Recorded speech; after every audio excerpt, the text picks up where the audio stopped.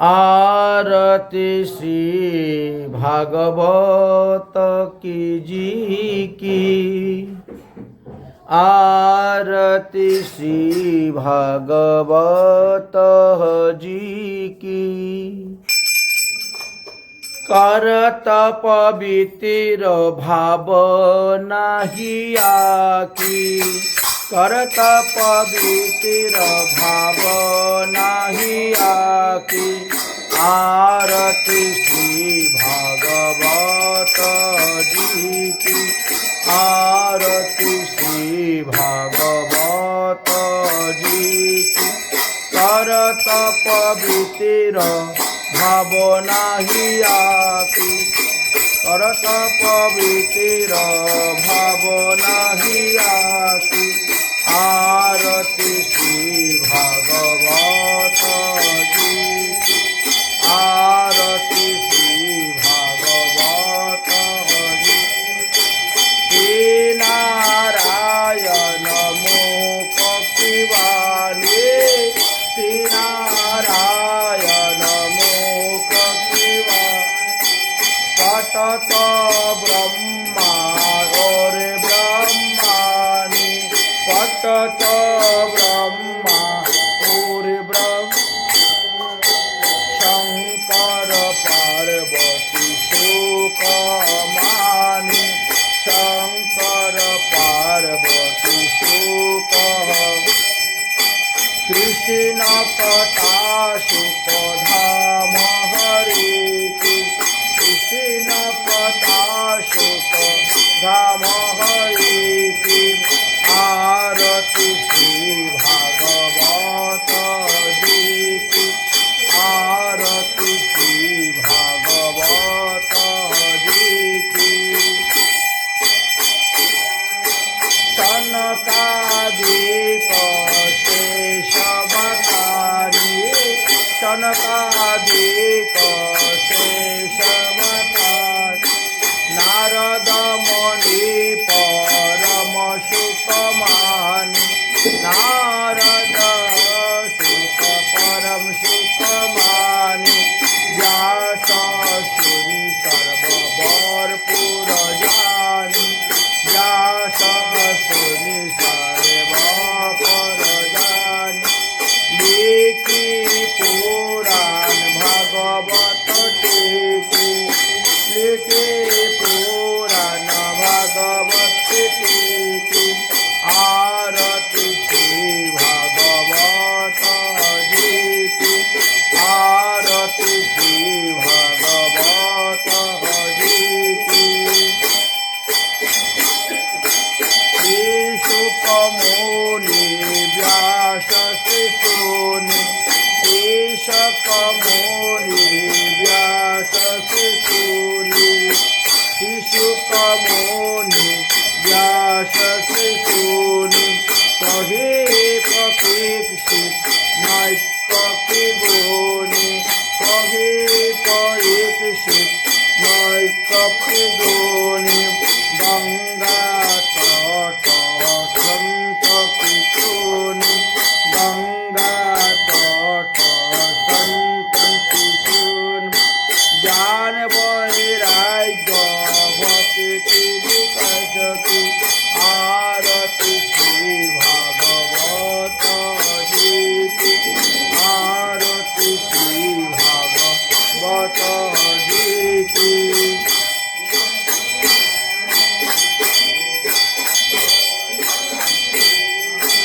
तथा भागवत जो नित्य गावे। कथा भागवत जो नित्य गावे। आपने सुने और को सुनावे। आपने सुने और को सुनावे। निश्चय कृष्ण चंद्र पद पावे।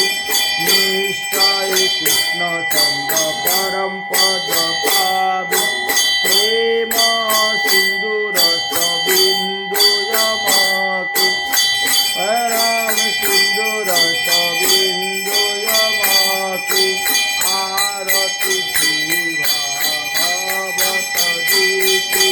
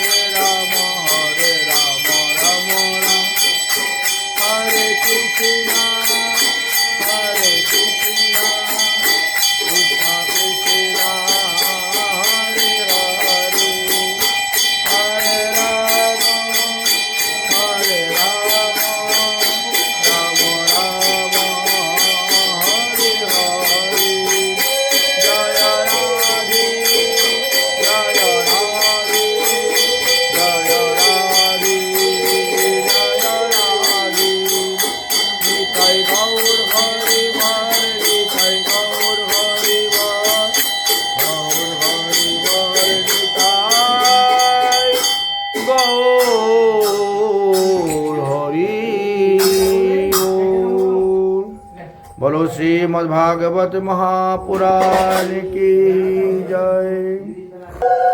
श्री कृष्ण देवपायन व्यास जी की, श्री शुक मुनि की, श्री सुत मुनि की, परीक्षित महाराज की, शनकादि ऋषिवृंद की, आपन अपन गुरुदेव की, आपन अपन इष्टदेव की, नैमिषारण्य क्षेत्र की, आज के आनंद की।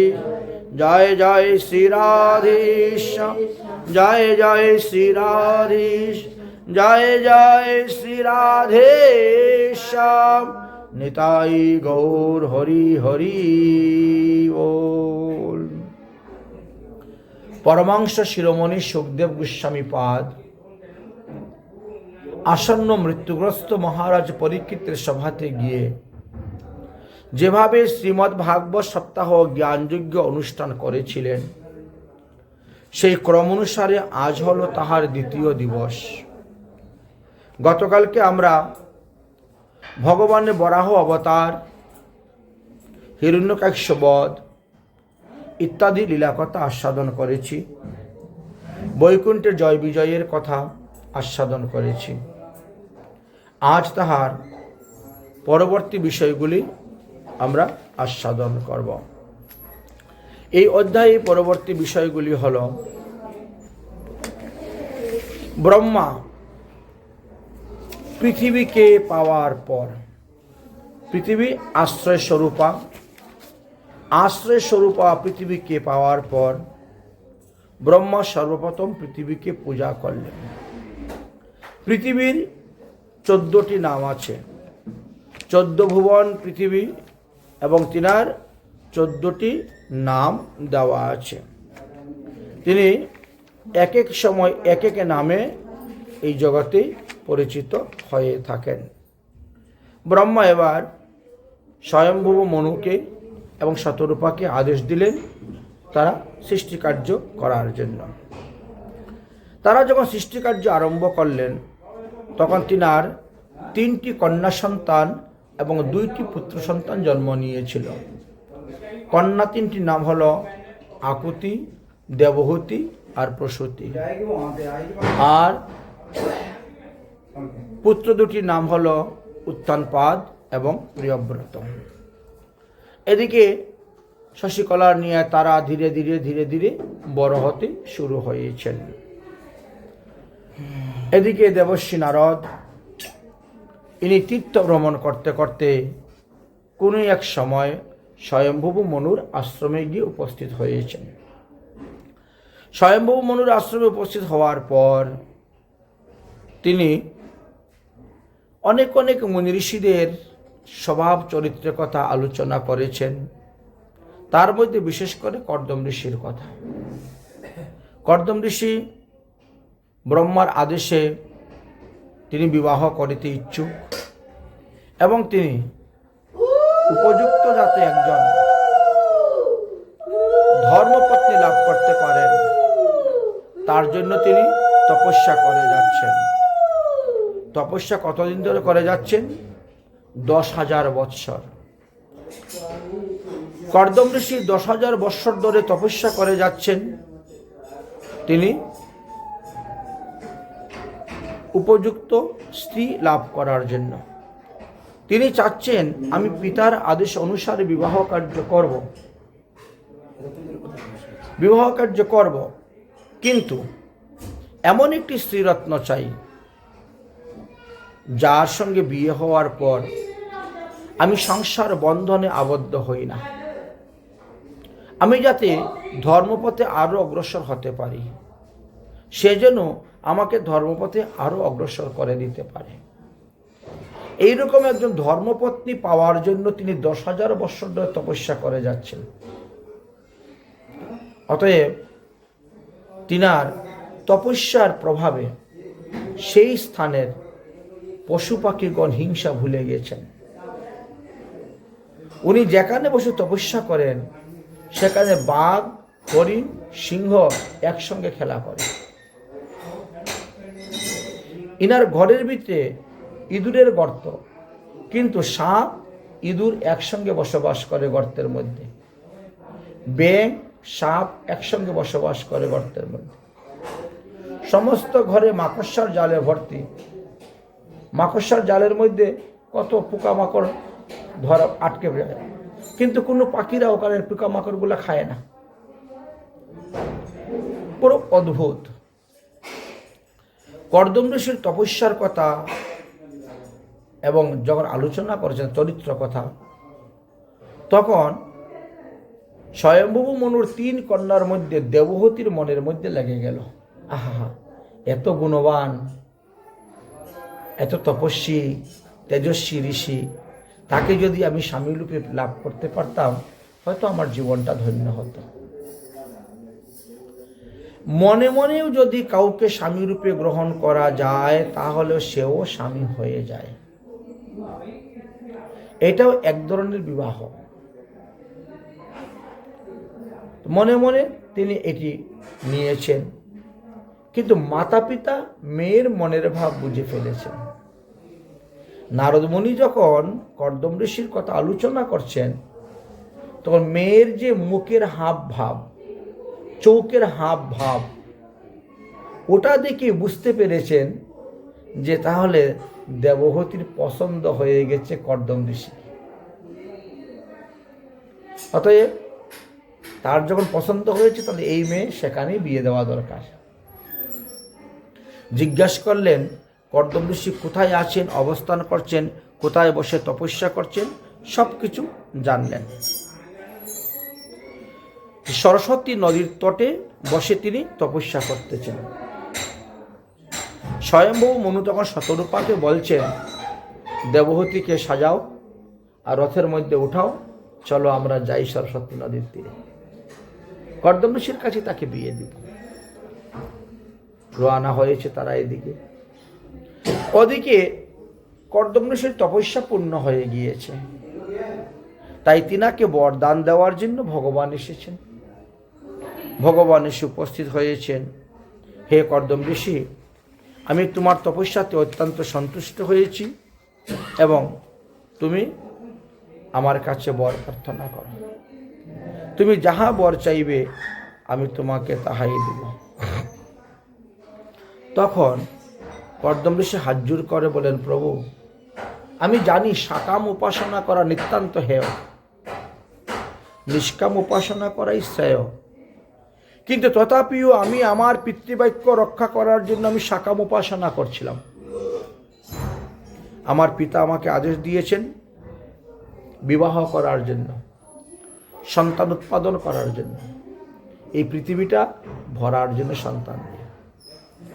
তো আমি এমন একটি স্ত্রীরত্ন চাই, এখন যেমন আমি যেভাবে ভজন করে যাচ্ছি, বিয়ের পরেও যেন সেইভাবেই ভজন করতে পারি। বিবাহিত জীবনে যেন ভজনে কোনো বাধা আসে না।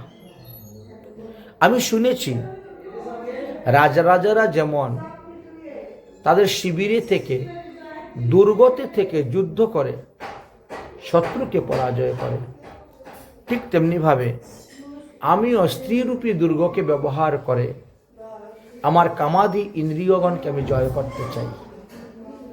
এই জন্য বিবাহের। অতএব আমাকে সেই রকম সুশীলা একজন পত্নী লাভের বরদান দিন। ভগবান বলছেন, তোমার যেমন স্বভাব চরিত্র, ঠিক তেমনিভাবে অনুরূপ স্বভাব চরিত্র হলেন দেবহূতি দেবী। তিনি কর্দম ঋষি স্বয়ম্ভুব মনুর কন্যা। নারদের মুখে শুনেছেন তুমি বিবাহ করবে, তাই তারা আসতেছে, তবে সময় লাগবে। আগামী পরশুদিন তারা তোমার এখানে এসে উপস্থিত হবেন এবং দেবহূতিকে তোমার হাতে সম্পাদন করে যাবেন। তুমি কিন্তু না বলিবে না। এই দেবহূতিকে বিবাহ করলে পরে তুমি কখনো সংসার বন্ধনে লিপ্ত হবে না। সে তোমাকে ভজন পথে আরো অগ্রসর করে দিবে। অতএব তাকে তুমি বিবাহ করো। তোমার তপস্যাতে সন্তুষ্ট হয়েছি, আর আমিও ওই রকম তপস্বী তেজস্বী লোকেরই পুত্ররূপে আসি। তাই আমি কথা দিলাম, আমি তোমার বীর্যকে আশ্রয় করে তোমার স্ত্রীর গর্ভেতে আমি তোমার পুত্ররূপে জন্ম নিব। তুমি আমার নাম রাখবে কপিল দেব। আমি পৃথিবীতে আসব সাংখ্যশাস্ত্র প্রচার করার জন্য। বর্তমান সময়ে যে সমস্ত অসুর ভাবাপূর্ণ ব্রাহ্মণগণ স্মার্ত মতাদি প্রচারণ করে, তারা পৃথিবীতে নানা প্রকার কুসংস্কার ফেলতেছে। এই কুসংস্কারের হাত থেকে সমাজকে রক্ষা করার জন্য আমাকে আসতে হবে। তাই আমি কপিলদেব রূপে আসব এবং সাংখ্য শাস্ত্র, সাংখ্য ধর্ম প্রচার করব। এই বলে ভগবান সেখান থেকে অন্তর্ধান হয়ে গেলেন। ভগবান অন্তর্ধান হয়ে গেছেন। কর্দম ঋষি বসে বসে অপেক্ষা করতেছেন যে স্বয়ম্ভুব মনু শতরূপা আমার এখানে আসবেন। সেই অপেক্ষা নিয়ে বসে আছেন। দেখতে দেখতে দেখতে দেখতে 3 দিন হয়ে গেল। দেখা গেল রথ আশ্রমের সামনে এসে দাঁড়িয়ে গেছে। রথ থেকে স্বয়ম্ভুব মনু শতরূপা আর দেবহূতি নামলেন। 3 জনকে দেখার সঙ্গে সঙ্গে হাত জোড় করে, অতিথি অভ্যাগত, অতিথি দেব ভব। তাই হাত জোড় করে প্রণাম করে, আসুন আসুন। 3 জনকে বসার জন্য 3টা আসন দিয়েছেন, বসুন। স্বয়ম্ভুব মনু আসনে বসে গেছেন। দেবহূতি এখনো আসনে বসেন নাই। শতরূপা আসনে বসে গেছেন, দেবহূতি বসেন নাই, উনি দাঁড়িয়ে আছেন। কর্দম ঋষি বলছেন, হে রাজপুত্রী, রাজকুমারী, আসন গ্রহণ করুন। কিন্তু বারবার বলা সত্ত্বেও তিনি আসন গ্রহণ করছেন না। কেন আসন গ্রহণ করছেন না? তার কারণটা কি? কারণটি ছিল যে নারদের মুখ থেকে শ্রবণ করার পর কর্দম ঋষির কথা, তিনি তো মনে মনে কর্দম ঋষিকে স্বামী রূপে গ্রহণ করে নিয়েছেন। সামাজিকভাবে বিয়ে না হতে পারে, কিন্তু মনে মনে তো স্বামী রূপে গ্রহণ করে নিয়েছে। তাহলে স্বামীর দেওয়া আসনে আমি বসবো, এটা তো ঠিক নয়। স্বামীর দেওয়া আসনে বসলে পরে নারী ধর্ম লঙ্ঘন হয়। স্ত্রীর কর্তব্য হলো স্বামীর সেবা করা। স্ত্রী কখনো স্বামীর কাছ থেকে সেবা গ্রহণ করবে না। এটি স্ত্রী ধর্ম, এটি নারী ধর্ম। অতএব আমি নারী ধর্ম লঙ্ঘন করব, এটা হয় না। অতএব স্বামীর দেওয়া আসনে আমি বসব না। কিন্তু কর্দম ঋষি তো বারবার বলতেছেন, হে রাজপুত্রী, দাঁড়িয়ে আছেন কেন? আপনি আসনে বসুন, আসন গ্রহণ করুন। আবার মনে মনে চিন্তা করছেন, যদি কোনো ব্যক্তি আপনাকে বসার জন্য আসন দেয়, আর যদি আপনি সেই আসনে না বসেন, তাহলে যে আসন দিয়েছে তাকে অপমান করা হচ্ছে। সে এত আদর করে, আপ্যায়ন করে, একটা চেয়ার টেনে দিল বা যা কিছু, বসুন বসুন, কিন্তু আপনি 1 সেকেন্ডের জন্য বসলেন না, তার মানে তাকে অপমান করা। আচ্ছা, এখন এই উভয় সংকটের মধ্যে কোথায় যাবেন তিনি? বসলে পরে নারী ধর্ম লঙ্ঘন, না বসলে ঋষিকে অপমান করা, দুটা একটা উভয় সংকটের মধ্যে পড়ে গেছেন। এখন কি করবেন? অনেকক্ষণ চিন্তা করতে করতে হঠাৎ মাথার মধ্যে একটা বুদ্ধি আসলো যে আমি তো নারী, আর নারীদের ডাইন হাতটা হলো স্বামীর হাত, বাম হাতটা হলো নিজের হাত। অতএব স্বামীর দেওয়া আসনে স্বামী কি বসাবো? এই জন্য তিনি কি করেন, প্রথমে আসনটাকে প্রণাম করলেন। আসনকে প্রণাম করে আসনের উপরে ডাইন হাতটা রাখলেন আর মাটির মধ্যে বসে গিয়েছেন। আসনে ডাইন হাত রেখে প্রণাম করে রেখে মাটিতে বসে গিয়েছেন। কর্দম ঋষি দেখলেন, বাহ, এ তো বড় বুদ্ধিমতী মেয়ে, আমার দেওয়া আসনে সে আমাকেই বসাইল। এই জন্য দেখবেন সাধু শান্ত মহাত্মারা কেউ যদি আসন দেয়, আসনকে প্রণাম করে ওখানে আসনে বসে। দেখবেন আপনি পাঠে যান, কীর্তনে যান, যেখানে যান, দেখবেন ওখানে আসন প্রণাম করে ওখানে বসে গেল। আগে ডাইন হাতটা আসনের উপরে দিবে, তারপরে প্রণাম করবে, তারপরে বসবে। বুঝেছে? ঠিক আছে। এবার দুই হাত জোর করে জিজ্ঞেস করছেন, আপনাদের আগমনের কারণ কি? কৃপা করে বলুন, আমি আপনাদের কি সেবা করতে পারি? তখন স্বয়ম্ভূ মনু আরম্ভ করলেন কথা। নারদের মুখে শুনতে পেলাম আপনাকে বিবাহ করতে ইচ্ছুক। হ্যাঁ, পিতার আদেশ বিয়ে করতে, তাই বিয়ে করতে। ও আচ্ছা, তাই আমি আমার মেয়েটাকে নিয়ে এসেছিলাম আপনার হাতে সম্পাদন করার জন্য। নারদের মুখ থেকে শোনার পরে আমার মেয়েরও ইচ্ছা আপনাকে বিয়ে করবে, এই জন্য মেয়েটাকে এনেছিলাম। যদি কৃপা করে আপনি আমার কন্যার পানি গ্রহণ করেন তাহলে আমি ধন্য হই। কর্দম ঋষি বলেন, ঠিক আছে, আমি আপনার মেয়েকে বিয়ে করতে পারি, কিন্তু আমার একটা শর্ত আছে। কি শর্ত? আমার ঔরসে আপনার মেয়ের গর্ভে একটি সন্তান হওয়ার পরেই আমি সংসার ত্যাগ করে সন্ন্যাস গ্রহণ করে চলে যাব। এটা হলো আমার শর্ত। আমি সংসারে থাকব না। আমি সারা জীবন আপনার মেয়ের ভাত কাপড় দিতে পারবো না, দায়িত্ব নিতে পারবো না। আমরা জন্মগ্রহণ করার সঙ্গে সঙ্গে আমাদের ঘাড়ের মধ্যে তিনটা ঋণ এসে পড়ে। এক হলো দেবঋণ, এক হলো ঋষি ঋণ, আর এক হলো পিতৃঋণ। যজ্ঞ আদি করলে পরে দেবঋণ শেষ হয়ে যায়। একাদশী ব্রত করেন, বেদ শাস্ত্রাদি পুরাণ অধ্যয়ন করেন, ঋষি ঋণ শেষ। আর বিবাহ করে সন্তান উৎপাদন করলে পিতৃঋণ শেষ। তাই পিতৃঋণ থেকে মুক্ত হওয়ার জন্যই বিবাহ করা হয় এবং সন্তান জন্ম দেওয়া হয় বংশ রক্ষার জন্য। তাই আমার ঔরসে একটি মাত্র সন্তান যখন হবে তখনই কিন্তু আমি এই সংসার ত্যাগ করে আমি গঙ্গাসাগরে চলে যাব। গঙ্গাসাগরে গিয়ে আমি সাধন ভোজন করব, আমি আর কখনো ফিরে আসব না।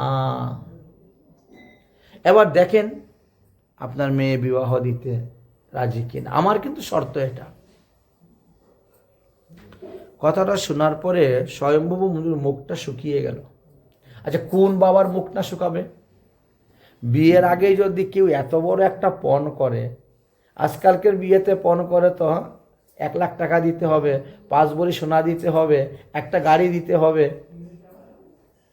এটা তো এই এলাকাতে আছে, 5 বিঘা জমি দিতে হবে, 10 বিঘা জমি দিতে হবে, এরকম অবস্থা। আর তিনি ওইভাবে চাইলেন। এবার মুখ শুকিয়ে গেছে। তিনি মেয়ের মুখের দিকে তাকাচ্ছেন, ও মা, আমি কার কাছে তোকে বিয়ে দিতে এনেছি রে? বিয়ের আগে এত বড় প্রতিজ্ঞা, এত বড় শর্ত, এটা হয় সম্ভব না। দেবতী বলছে কেন সম্ভব নয়, আমার তো ওই রকম স্বামীরই দরকার। কি বলছিস তুই, ভালো করে বুঝে শুনে বলছিস তো, সদ্জ্ঞানে বলছিস তো? হ্যাঁ, আমার তো ওরকম স্বামীরই দরকার। আমি সারা জীবনই নকল স্বামীর সেবা করব কেন? আমি আসল স্বামী অনাদির আদি গোবিন্দের সেবা করব। আমার একটা সন্তান হয়ে গেল, আমিও পিতৃঋণ থেকে মুক্ত হয়ে গেলাম, বাস এবার আমি হরিভজন করব।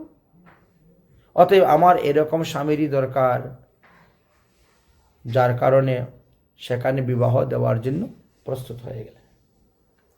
এখন বিবাহ হলো 8 প্রকারের। 8 প্রকারের বিবাহের মধ্যে কোন প্রকার বিবাহ এখানে দেওয়া হবে, এটা প্রথম হচ্ছে তো বিবাহ কার্য। এক হলো ব্রাহ্ম বিবাহ, এক হলো দৈব বিবাহ, এক হলো আর্য বিবাহ, এক হলো প্রজাপত্য বিবাহ, এক হলো আসুরিক বিবাহ, এক হলো গন্ধর্ব বিবাহ, আর এক হলো রাক্ষস বিবাহ, আর এক হলো পিশাচ বিবাহ। এই 8 প্রকার। এখন ব্রাহ্ম বিবাহ কাকে বলে? বললেন শাস্ত্র জ্ঞান আছে এবং চরিত্রবান কোনো পাত্রের কাছে, শাস্ত্রজ্ঞান সম্পূর্ণ ধর্মশীল কোনো সুচরিত্রবান পাত্রের কাছে পাত্রীপক্ষরা গিয়ে আলাপ আলোচনা করে যদি বিবাহ দেওয়া হয়, কন্যাকে সুন্দরভাবে সুসজ্জিত করে বস্ত্র দিয়ে অলঙ্কার দিয়ে আবরণ করে তারপরে যে বিবাহ দেওয়া হয়, এটাকে বলা হয় ব্রাহ্ম বিবাহ। ছেলের পক্ষ আগে যায় না আলোচনা করতে, মেয়ের পক্ষ আগে যাবে আলোচনা করতে। হ্যাঁ, শুনেছি আপনাদের ছেলেকে নাকি বিয়ে দিবেন, আমার তো একটা মেয়ে ছিল, এই যদি দিতে চান। এইভাবে আলাপ আলোচনার মাধ্যমে যেটা সামাজিকভাবে যে আমাদের বিবাহ আদি হয়, ষোল সিঙ্গার করে সাজিয়ে নতুন বস্ত্র আদি পরিয়ে নিয়ে করা হয়, একে বলা হয় ব্রাহ্ম বিবাহ। দেবহূতি এবং কর্দম ঋষির মধ্যে এই ব্রাহ্ম বিবাহটি হয়েছিল, ব্রাহ্ম বিবাহ। দৈব বিবাহ কাকে বলা হয়? হঠাৎ করে বিবাহটা ঠিক করা হয়ে গেল এবং একটা যজ্ঞ করা হলো, যজ্ঞের মাধ্যমে যজ্ঞকে 7 পাক দিয়ে পরিক্রমা করে হঠাৎ বিবাহ হয়ে গেল, বুঝেছেন, কার্য হয়ে গেল। তো একে বলা হয় কি দৈব বিবাহ। যেমন ধরেন বিভাণ্ডু ঋষির পুত্র ঋষ্যশৃঙ্গ এই বিবাহ করেছিলেন। উনি জানেন না, রাজা উনাকে আহ্বান করে এনেছে, উনি এসে বসেছেন, 2 হাত জোর করে প্রণাম করে বলছেন, মহারাজজি আমি কিছু দান করতে চাই, আপনি গ্রহণ করবেন? সিংহ ঋষি বলছে ব্রাহ্মণের অধিকার দান গ্রহণ করা, ব্রাহ্মণ তো ব্রাহ্মণের অধিকারই দান গ্রহণ করার, যে যা দান করবে ব্রাহ্মণ তার সাদরে গ্রহণ করবে, কেন গ্রহণ করবো না, গ্রহণ করবো। উনি গিয়ে কি করছে, উনার মেয়েটাকে সুন্দর করে সাজিয়ে গুজিয়ে এনে, বাবা আমার এই মেয়েটা তোমার হাতে দান করলাম। 1 মিনিটের মধ্যে কাজ শেষ। চিন্তা করছেন, 2 যুগে হলো। কিন্তু বিভাণ্ডু ঋষির ইচ্ছা ছিল যে আমার পুত্রকে আমি নৈষ্ঠিক ব্রহ্মচারী বানাবো, তাকে কোনো বিয়ে দিব না কখনো। কিন্তু দেখেন কপাল, হয়ে গেল। এই তো এইরকম বিবাহকে কি বলা হয়? দৈব বিবাহ।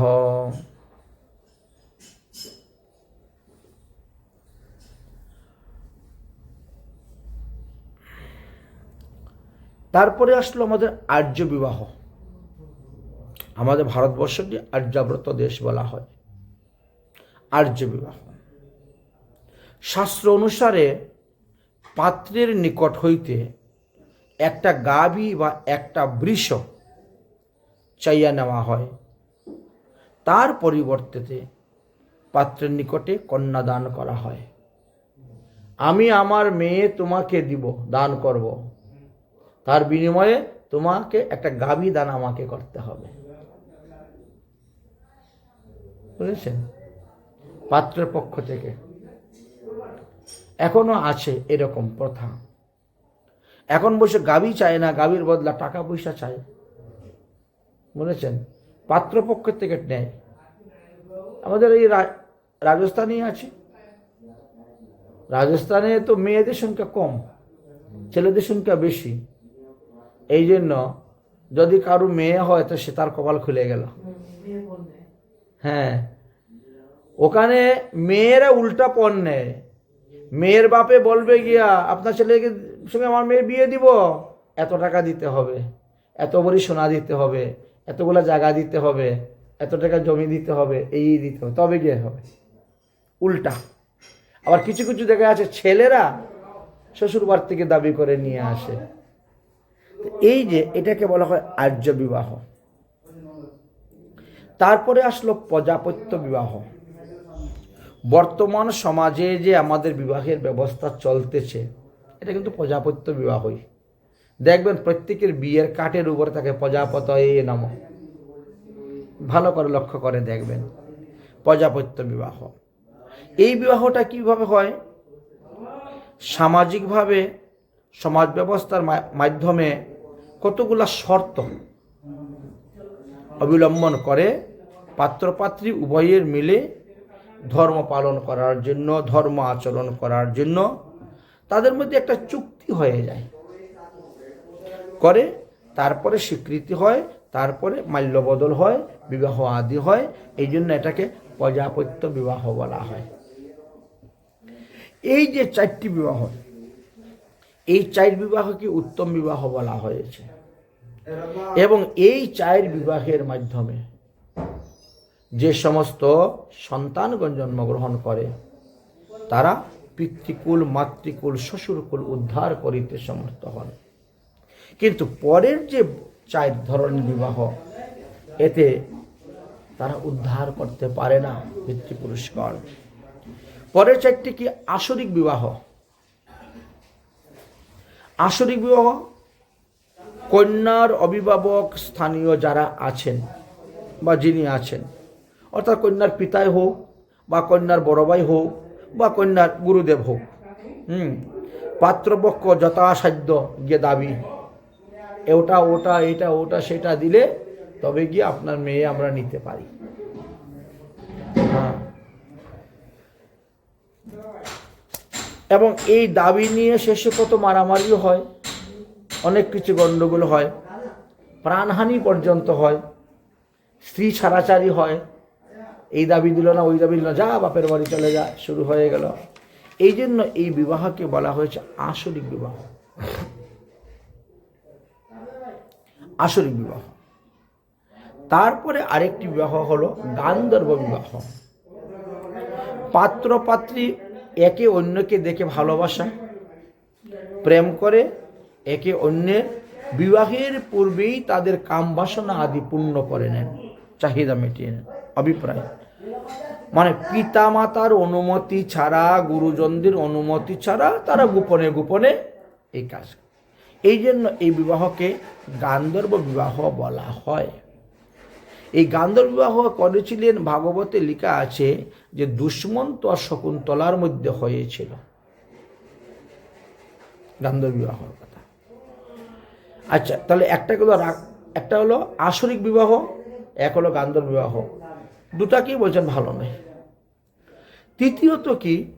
রাক্ষস বিধানে বিবাহ, জোর করে ধরে উঠিয়ে নিয়ে চলে যাওয়া, নিয়ে বিয়ে করা, যাকে বলে আমরা অপহরণ। হ্যাঁ, অপহরণ করে যে বিবাহ করে, কেউ ধর্মান্তরিত করে দিচ্ছে, কেউ অপহরণ করে নিয়ে গিয়ে কন্যার পক্ষের ব্যক্তির কে আহত করে, আঘাত দিয়ে, দুঃখ দিয়ে কন্যাকে নিয়ে চলে যাচ্ছে। হয়তো সেই কন্যা কাঁদতেছে, রাজি হচ্ছে না, তাকে ভয় দেখিয়ে জোর করে তাকে বিবাহ করে নিয়েছে, রাজি করে। এই ধরনের বিবাহকে রাক্ষস বিবাহ বলা হয়। এটাকে রাক্ষস বিবাহ বলা হয়। তারপরে আসলো পৈশাচ বিবাহ। পৈশাচ বিবাহ কিভাবে? নিদ্রিত, নিশাগ্রস্ত, অপকৃত অবস্থা কন্যাকে জনরহিত স্থানে নিয়ে যদি তার সাথে খারাপ ব্যবহার করে, তখন গ্রামবাসীরা কি বলে, তাহলে ওকে বিয়ে দিয়ে দেও ওর সঙ্গে। সেইটাকে পৈশাচ বিবাহ বলা হয়, বুঝেছেন? যাকে আমরা বলি বলাৎকার।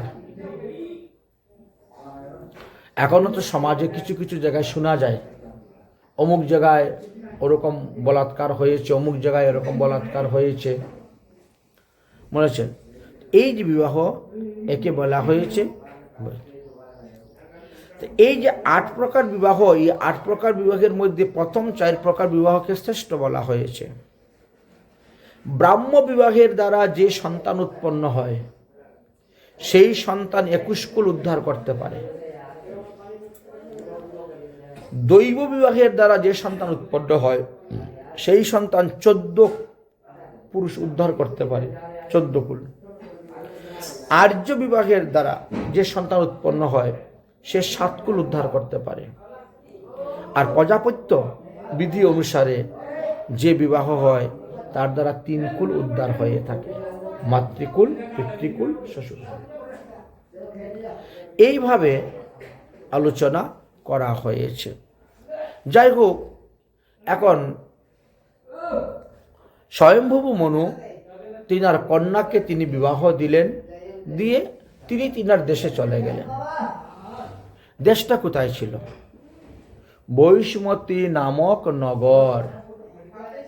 বৈষ্মতী নামক নগরে এই স্বয়ম্ভূ মনু বাস করতেন, যেখান থেকে কুশ এবং কাশিয়ার উৎপত্তি। কুশ কাশিয়ার উৎপত্তি। এই কুশ অত্যন্ত পবিত্র বস্তু। এটি ব্রহ্মবৈত্য দেশে উৎপন্ন হয়েছে, বৈষ্মতী নগরে। কিসের থেকে উৎপত্তি হয়েছে? এই যে গতকালকে বরাহ ভগবানের কথা বললাম, এই বরাহ ভগবানের লোম হইতে। বরাহ ভগবান যখন জল থেকে উঠলেন, তো জল থেকে ওঠার পরে কি করছেন? গা ঝাড়া দিয়েছেন। তখন শরীর থেকে যে লোমগুলা গিয়ে পৃথিবীর গায়ে পড়েছিল, পৃথিবী, সেখানে কুশের উৎপত্তি হয়েছে। এই জন্য কুশ অত্যন্ত পবিত্র বস্তু। বিয়ে বাড়ি, শ্রাদ্ধ বাড়ি, পৈতা বাড়ি, সব জায়গাতে আমাদের কুশ ব্যবহার করতে হয়। হোম যজ্ঞ বলেন, সব তর্পণ বলেন, সব জায়গাতে এই কুশ ব্যবহার করতে হয়। কুশ অত্যন্ত পবিত্র বস্তু। তাই কুশের উৎপত্তির কথা আমরা জানতে পারলাম। বরাহ কল্পে এই পৃথিবীর সর্বপ্রথম রাজা হলেন স্বয়ম্ভূ মনু।